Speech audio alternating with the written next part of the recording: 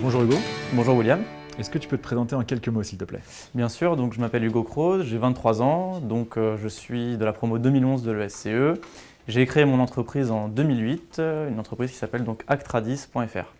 Est-ce que tu peux nous présenter Actradis? Oui, donc Actradis veut dire agir contre le travail dissimulé. C'est une plateforme internet qui simplifie en fait les démarches administratives des entreprises françaises.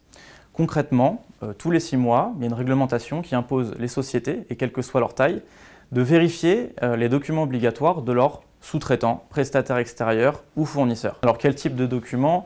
On va avoir 5 documents obligatoires et des documents optionnels qu'on peut aussi mettre en ligne. Alors les documents sont le CABIS, l'attestation fiscale, l'attestation de déclaration URSSAF, la liste des salariés étrangers, les attestations aussi d'assurance, responsabilité civile professionnelle ou décennale dans le milieu du bâtiment, puisque Actradis, c'est vrai que on a quand même une cible très portée bâtiment au départ, mais la réglementation s'applique à toutes les sociétés, donc on travaille maintenant avec beaucoup de leaders dans d'autres secteurs, comme l'alimentaire ou l'automobile notamment récemment. Ça n'a aucune valeur ajoutée pour l'entreprise, mais par contre c'est une obligation. Donc si l'entreprise ne le fait pas et qu'il y a un contrôle, que l'entreprise n'a pas vérifié les documents de ses fournisseurs, elle a des risques financiers, pénaux et risques d'image importants. Elle est donc obligée de le faire. Donc nous, ce qu'on propose, c'est de centraliser l'ensemble des documents sur un seul site pour faciliter l'échange administratif entre fournisseurs et clients. Quels sont les avantages de ta solution? Alors, on a 3 avantages qui concernent toutes les entreprises. C'est la simplification, le gain de temps et la sécurisation. Alors la simplification parce qu'en fait, on va fluidifier en fait, l'ensemble des échanges documentaires entre les sociétés. Donc moins de courrier, moins de téléphone, moins de temps perdu. La sécurisation, puisqu'en fait, une entreprise qui a mis en ligne ses documents sur Actradis est protégée. Et de la même façon, l'entreprise cliente qui va télécharger les documents de ses fournisseurs ne risque pas, en cas de contrôle, des amendes ou des sanctions financières, pénales importantes.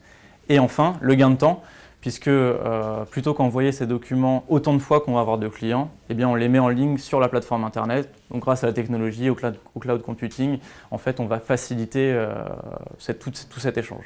Comment s'est passée la création et le lancement de ta société? Alors, en fait, en 2008, donc c'était dans le cadre de mon stage de 2e année, je rentrais d'échanges universitaires en Finlande et j'ai eu l'opportunité et la chance de rencontrer le dirigeant d'une société qui m'a en fait informé de cette problématique qu'il avait dans son entreprise de récupérer les documents de ses fournisseurs et que c'était une démarche qui a été très lourde en fait. Du coup, ensemble, on s'est associés. Bon, on a réalisé évidemment une étude de marché poussée. Et on s'est aperçu qu'il y avait un besoin important dans ce domaine pour toutes les sociétés.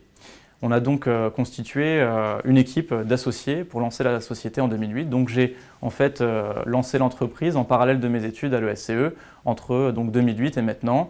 J'ai d'ailleurs eu l'occasion de travailler avec un des anciens aussi ESCE qui s'appelle Alexis, qui m'a aidé dans le développement de la start-up qui est aujourd'hui une entreprise, on va dire une vraie entreprise puisqu'on est 10 personnes à travailler pour Actradis. As-tu eu l'appui de fonds d'investissement?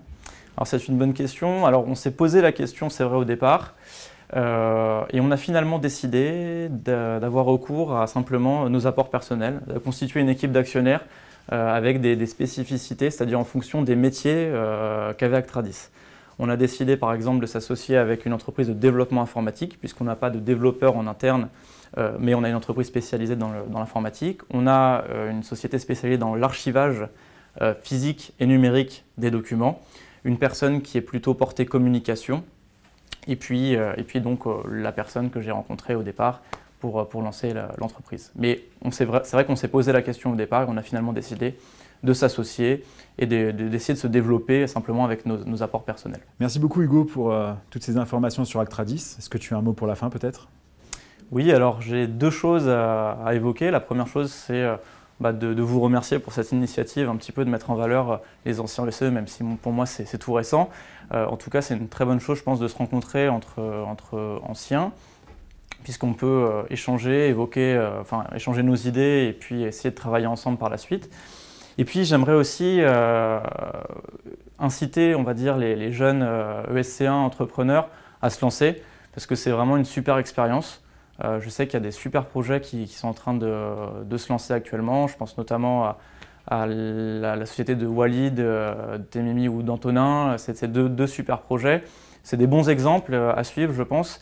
Et vraiment, n'hésitez pas, enfin, ESC1, ancien ou futur, à vous lancer dans l'aventure entrepreneuriale, puisqu'il y a plein de bonnes choses. Moi, je le comparais souvent au sport de haut niveau, avec des émotions. Parfois, c'est un peu plus difficile, parfois, c'est très entraînant, mais ça reste en tout cas une super expérience. Et donc, j'espère vous retrouver très bientôt.